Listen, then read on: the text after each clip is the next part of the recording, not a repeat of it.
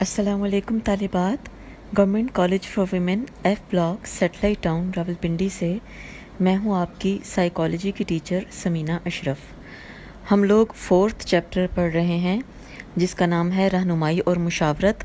और आज इसमें हम जो टॉपिक पढ़ेंगे वो है पेशा वराना रहनुमाई के मुनज़्ज़म प्रोग्राम की ज़रूरत। इससे पहले हम ये पढ़ चुके हैं कि रहनुमाई से क्या मुराद है और इसके क्या असूल हैं। इसके अलावा हमने ये भी पढ़ा है कि रहनुमाई की 2 किस्में होती हैं, तालीमी रहनुमाई और पेशा वराना रहनुमाई। तो आज हम ये देखेंगे कि पेशा वराना रहनुमाई के मुनज़्ज़म प्रोग्राम की ज़रूरत क्यों पड़ती है। क्या ज़रूरी है कि तालिब इल्मों की और नौजवानों की पेशा वराना रहनुमाई की जाए? क्या पेशा वराना रहनुमाई के बग़ैर मुल्क तरक्की नहीं कर सकता? और अगर नौजवानों की पेशा वराना रहनुमाई ना की जाए तो उसके क्या नुकसानात होते हैं। तो पेशा वराना रहनुमाई के मुनज़्ज़म प्रोग्राम की ज़रूरत क्यों पड़ती है, इसकी सबसे पहली वजह तो ये है कि दुनिया में जितने भी लोग हैं उन सब की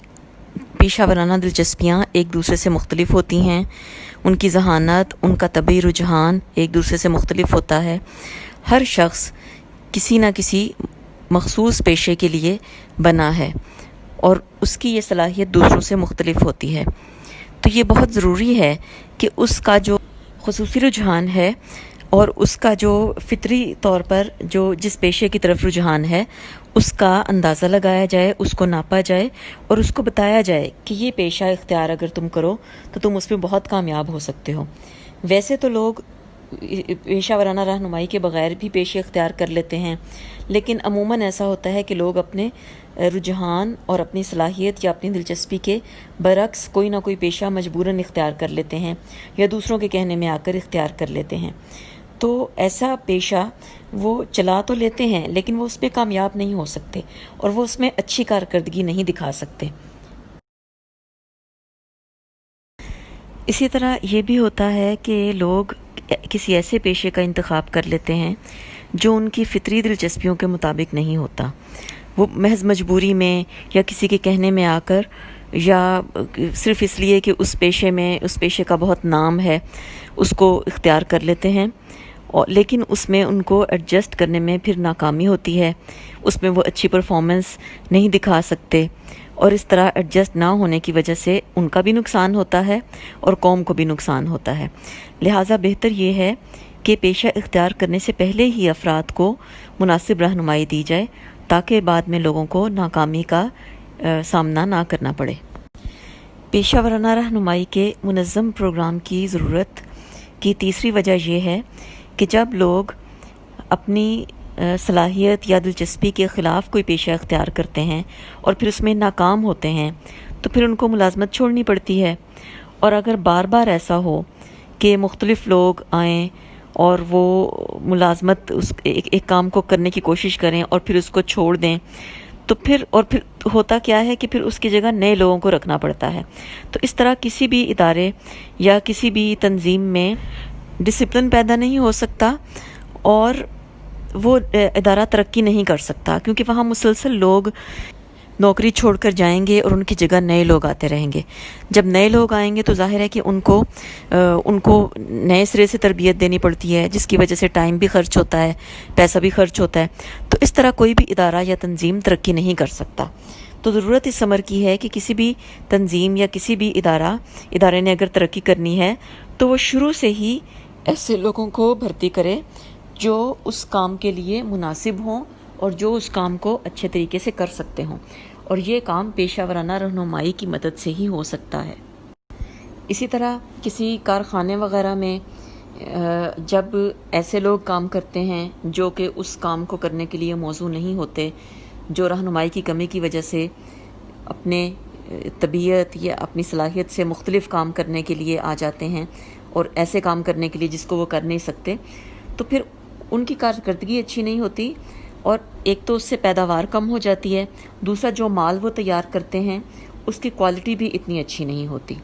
तो इससे बचने के लिए भी ज़रूरी है कि मुलाज़मों को भर्ती करने से पहले उनकी पेशा वराना रहनुमाई की जाए। चौथी वजह पेशा वराना रहनुमाई के प्रोग्राम की ज़रूरत की ये है कि आजिर और अजीर آجر کہتے ہیں امپلائر کو، یعنی جو مالک ہوتا ہے، جو ادارے کا سربراہ ہوتا ہے یا کارخانے دار ہوتا ہے، دوسرے الفاظ میں جو نوکری دیتا ہے. اور اجیر ہوتا ہے امپلائی، یعنی ملازم یا کارکن. آجر اور اجیر کے درمیان خوشگوار تعلقات قائم ہونا بہت ضروری ہوتا ہے، کیونکہ اگر آجر اور اجیر کے درمیان اچھے تعلقات نہیں ہیں اور ان کے درمیان میں لڑائی جھگڑے ہیں، اختلافات ہیں، تو اس کے نتیجے میں پھر وہ جگہ، وہ ادارہ، وہ کمپنی، وہ کارخانہ ترقی نہیں کر سکتا اور وہاں اچھے طریقے سے کام نہیں کیا جا سکتا. تو اچھے تعلقات نہ ہونے کی وجوہات میں سے بہت ساری اس کی وجوہات ہوتی ہیں، لیکن ایک وجہ یہ بھی ہو سکتی ہے کہ کارکن جو کام کر رہا ہے وہ نفسیاتی طور پر اس کام کے لیے مناسب نہیں ہے، اور جب وہ وہاں کام ٹھیک طرح سے نہیں کر سکتا اور اچھی پرفارمنس نہیں دے سکتا تو اس کو یقیناً مالک کی طرف سے، آجر کی طرف سے ڈانٹ بھی پڑے گی اور اس کو غصہ بھی آئے گا. تو اس طرح ان دونوں کے تعلقات اچھے نہیں ہو سکیں گے. تو دونوں کے درمیان تعلقات کو اچھے رکھنے کے لیے یہ ضروری ہے کہ ملازمت سے پہلے نوجوان کی پیشہ ورانہ رہنمائی کی جائے، تاکہ وہ اپنے لیے بہترین اور اچھے پیشے کا انتخاب کرے، تاکہ وہ اس میں جا کر اچھی پرفارمنس دے سکے اور اس طرح کے مسائل پیدا نہ ہوں. اگلی وجہ پیشہ ورانہ رہنمائی کے پروگرام کی یہ ہے کہ اگر نوجوان بغیر کسی رہنمائی کے، سوچے سمجھے بغیر پیشہ اختیار کر لیں اور ایسا پیشہ اختیار کر لیں جو ان کی طبیعت سے مناسبت نہیں رکھتا، تو ظاہر ہے کہ وہ اس پیشے میں صحیح طرح سے کام نہیں کر سکیں گے، جس کی وجہ سے تعلقات خراب ہوں گے اور پھر کارخانوں میں ہڑتالیں اور حادثات ہوں گے. ہڑتالیں اس وقت ہوتی ہیں کہ جب کارکن مطمئن نہیں ہوتا، جب وہ یہ محسوس کرتا ہے کہ اس کو حقوق صحیح نہیں دیے جا رہے، یا اس کی تنخواہ یا اس کے اوقات کار جو ہیں وہ مناسب نہیں ہیں. اور یہ ہڑتالیں اس وقت ہوتی ہیں کہ جب کارخانے دار یا مالک کارکن کی بات ماننے سے انکار کرتا ہے، تو پھر ملازم کو مجبوراً ہڑتال کرنی پڑتی ہے. اسی طرح حادثات بھی اس لیے ہوتے ہیں کہ جب ملازم کسی کام کو کرنے کی صحیح صلاحیت نہ رکھتا ہو، وہ کسی مشین کو چلانے کی صلاحیت نہ رکھتا ہو، لیکن اس کو مجبوراً وہاں پہ کام کرنا پڑ جائے، تو وہ ٹھیک طرح سے کام نہیں کر سکے گا، اس سے غلطیاں ہوں گی اور پھر حادثات ہوں گے. تو ہڑتالوں اور حادثات کو روکنے کے لیے بھی ضروری ہے کہ ایسے ملازم بھرتی کیے جائیں جو پیشہ ورانہ رہنمائی کے ذریعے ملازمت کے اندر آئیں. پیشہ ورانہ رہنمائی کی اگلی وجہ یہ ہے کہ اگر کارکن اپنی دلچسپیوں اور اپنے رجحان کے مطابق پیشہ اختیار نہیں کریں گے،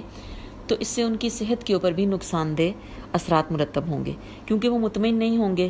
اور وہ ایڈجسٹ نہیں کر سکیں گے. تو اس سے نفسیاتی مسائل پیدا ہوں گے، دباؤ اور سٹریس کی وجہ سے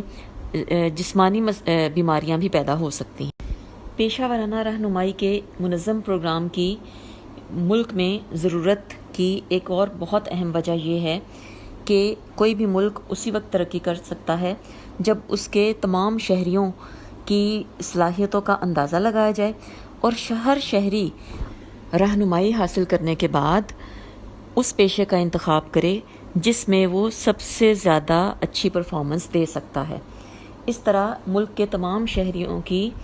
علمی اور تخلیقی صلاحیتوں کا پتہ چلے گا اور ان سے فائدہ اٹھایا جا سکے گا. لیکن اگر پیشہ ورانہ رہنمائی نہیں دی جاتی اور وہ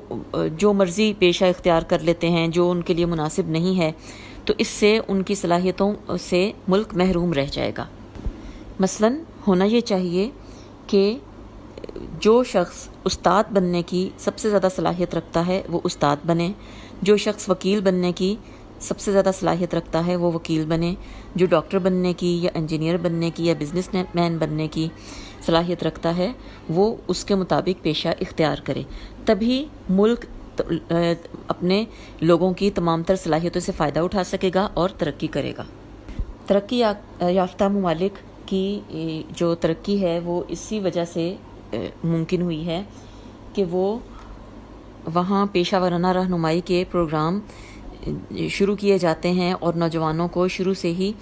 ان کی رہنمائی کی جاتی ہے اور ان کو بتایا جاتا ہے کہ وہ کون سا کام بہتر طریقے سے کر سکتے ہیں.